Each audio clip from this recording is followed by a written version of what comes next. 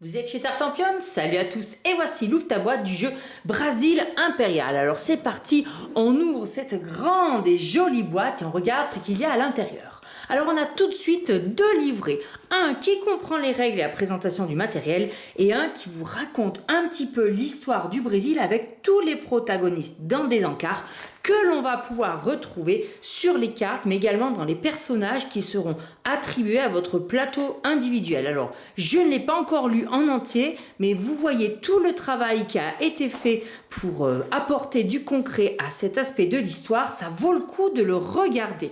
Et on passe tout de suite au livret de règles du jeu qui reprend un tout petit peu d'histoire, mais qui va très vite surtout vous présenter le matériel avec la dénomination de toutes les pièces. C'est important de les connaître, le but du jeu, le petit résumé des règles pour savoir un peu où on met les pieds, la mise en place qui est limpide, et ensuite on rentre dans le plateau joueur, les jetons actions, le tour de jeu, et c'est une règle qui est bien rédigée, qui a plein d'exemples, et surtout, quand vous vous posez une question, vous pouvez y revenir assez facilement, parce qu'elle est vraiment bien chapitrée. Si on se pose une question sur les bâtiments, on fouille pas au milieu de pavés, c'est directement ici, on revoit tous les types de bâtiments, pareil pour les types de terrain, et les différents tableaux que je vous présenterai quand même un petit peu à part dans une autre vidéo. Voilà pour le livret de règles. Alors les règles sont riches, mais vous verrez, elles sont très simples à assimiler, la fin de partie et comment assembler le plateau avec notamment ici le mode 2 joueurs. On continue avec le plateau commun qui est découpé en forme de parchemin sur lequel on va pouvoir installer la pile de cartes combat, la pile de cartes or, ainsi que deux piles sur lesquelles on installera les villes. Il est identique recto et verso, seule l'illustration va changer. On continue ensuite avec les plateaux individuels qui se ressemblent beaucoup pour les joueurs, hormis la répartition de leurs forces armées. Sur tous, on a les mêmes bâtiments, les mêmes palais, les mêmes produits et les mêmes actions. Pour les bâtiments, c'est juste un rappel du coût et des types de construction et surtout on voit tout de suite qu'on va jouer en 3 aires et les aires sont déclenchées par les actions des joueurs. Ici, on a le tarif des jetons produits que l'on installera et qu'on pourra, une fois qu'on les a construits, utiliser pour améliorer les actions. Et comme vous le voyez, en dessous de chacune de ces arches, vous avez les actions principales du jeu. N'oubliez pas ces deux-ci, même si elles sont un peu à part, elles sont fort intéressantes. Et sur la droite ici, pour tous les joueurs, on a le même type de construction de palais que l'on pourra gagner après avoir construit une ville. Au dos des plateaux individuels, on a juste une simple illustration. Et pour accompagner chacun des plateaux individuels, vous aurez des monarques. Ce qui fait qu'en début de partie, le joueur qui a le plateau bleu pourra choisir entre Isabelle première de Castille ou bien Alphonse Ier. Et on octroiera à ce moment-là différents cadeaux durant toute la partie. Pour le joueur violet, ce sera cette reine Victoria ou bien Napoléon, on reconnaît le bonhomme. Pour le joueur qui aura le plateau rouge, Manuel Ier ou bien Jean-Maurice de Nassau. Et le joueur vert a une particularité puisque lui, il aura le choix entre 4 monarques et personnages différents. Et pour compléter la présentation des plateaux individuels, voici les forces armées qui sont différentes pour chaque joueur. Une fois que vous aurez déployé le jeton en bois sur le plateau principal, vous voyez un chiffre avec des lauriers apparaître, ça sera vos points de victoire en fin de partie, mais ça sera également leur puissance de tir lorsque vous les mènerez au combat. Et en dessous, le coût que vous devrez payer pour pouvoir les déployer sur le plateau. Donc dans le jeu, vous allez jouer avec de l'or, de la science ou avec des ressources de base ici comme le bois, le coton, etc. qui sont plus faciles à obtenir. Donc ça vous permet de voir que le joueur vert a déjà 2 unités qui sont déployables assez rapidement en début de partie. Mais est-ce que vous le ferez? Ça sera à vous d'en juger bon. Voilà tous les coûts et les dépenses des différents plateaux individuels. Maintenant, vous n'avez plus qu'à calculer. Pour pouvoir assembler votre plateau, vous avez 4 grands plateaux qui sont référencés par les lettres A, B, C et D, inscrites ici sur un côté du plateau, et de l'autre côté, vous avez W, X, Y et Z, et les répartitions sont différentes. Cela me permet aussi de vous présenter les types de terrain. Là, c'est le type de terrain prairie, ici, c'est de la forêt, ici, c'est des mines d'or, et ici, c'est votre capitale, tout simplement. Et vous avez ici des tuiles avec un point d'interrogation sur lesquelles vous installerez les tuiles exploration. C'est tout simplement considéré comme un type de prairie lors de vos constructions.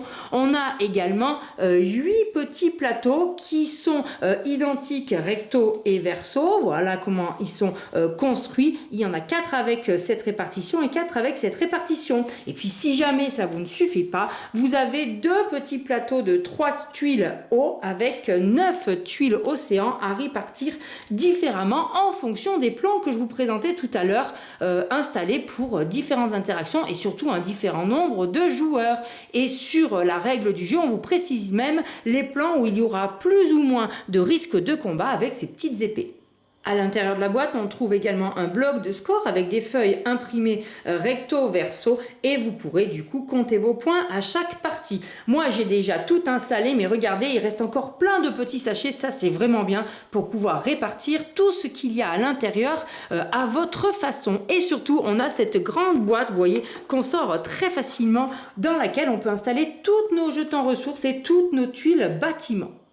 On est au Brésil, on va donc jouer avec du coton, de la canne à sucre, du pernambouc, mais enfin personne ne vous tuera si vous dites du bois, et du café. Ces jetons qui sont des ressources de base, eh bien vous en trouverez 8 de chaque, bien rangés dans la boîte à l'intérieur de votre grande boîte de Brésil que l'on peut sortir facilement.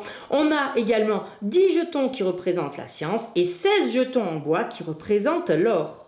Les tuiles bâtiments sont rangées ici sur le bas de la boîte, classées en R1, 2, 3, sinon vous les mettez à votre guise. En tout cas, ce qui est important, c'est de bien les repérer. Et on les retrouve sur notre plateau individuel. Pour l'R1, il y a 4 bâtiments. Alors attention, on n'a bien que 2 types de tuiles, mais c'est tout simplement parce qu'elles sont recto-verso. Sur le recto, vous avez la scierie, et si on tourne, on tombe sur le comptoir. Et sur le recto de cette tuile-là, vous avez le champ, et si on retourne, on trouve la ferme. Donc quand vous jouez, c'est peut-être intéressant de les sortir un petit peu de la boîte et vous voyez de sortir tous les types de bâtiments. Pour l'aire numéro 2, eh bien vous aurez la tuile avec la fonderie comme ceci, ou bien alors de l'autre côté la plantation et les champs de coton. Et pour l'aire numéro 3, eh bien vous pourrez construire cette merveilleuse église ou bien carrément une académie. Ces bâtiments-là sont les villes et comme je vous le disais tout à l'heure, elles s'installent ici sur le plateau commun.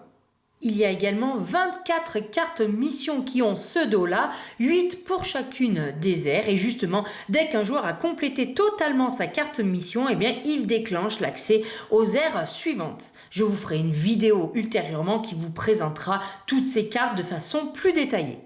On a également 24 cartes tableau avec 3 types de dos différents et chacune de ces cartes vous rapportera des points de victoire, auront un coût et vous octroieront des capacités une fois ou tout le long de la partie. Pour gagner les cartes tableau, il faudra faire, devinez quoi, l'action tableau. Vous voyez, les règles sont quand même assez limpides. Là aussi, je vous ferai une vidéo pour vous les présenter.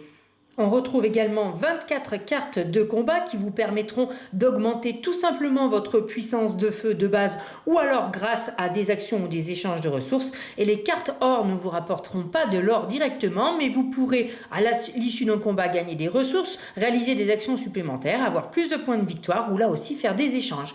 Personnellement, quand je joue en mode solo, je m'octroie une petite particularité. J'enlève toutes les cartes or qui permettent de gagner des points de victoire car dans le mode solo, on ne comptera pas ces points de victoire. Donc c'était un petit peu frustrant de gagner des cartes or et de ne pas pouvoir s'en servir dans le jeu.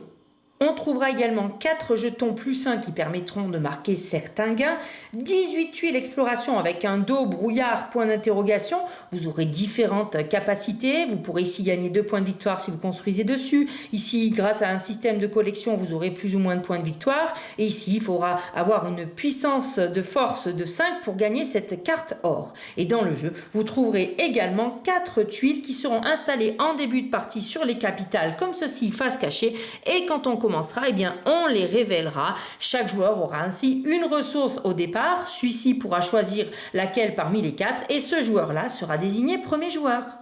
Et voici à quoi peut ressembler un plateau individuel bien installé, prêt à jouer. Chacun aura une formation militaire différente. Regardez-moi le détail de ces pièces en bois, en plus de tous ces éléments qui sont vraiment très très colorés. Du coup, ça fait bien envie quand tout est bien installé au centre de la table. Eh bien, il y a une fluidité dans le gameplay du jeu. Ici, nos petits cubes, pentacubes et octocubes produits, on voit bien où est-ce qu'ils vont aller s'installer. Et comme on sait qu'ici, ce sont nos actions principales, on se doute qu'elles seront valorisées. On a également chacun 3 jetons R. On commence avec son premier jeton R qui va être un marqueur d'action. Si je l'installe au début sur construire, je fais mon action construire. Quand mon tour revient, je suis obligé de changer d'action, pas forcément adjacente. Je vais me mettre où je veux, mais je fais pas 2 fois la même action. Et dès qu'un joueur a déclenché l'ère numéro 2, hop, lui on le retourne, on le met en bas d'une action de notre choix. Cette action sera valorisée encore d'un bonus et on passe à l'ère 2 en utilisant le jeton 2. Voilà en quoi le matériel de Brasil est très intéressant car il explique rien que par lui-même les règles du jeu,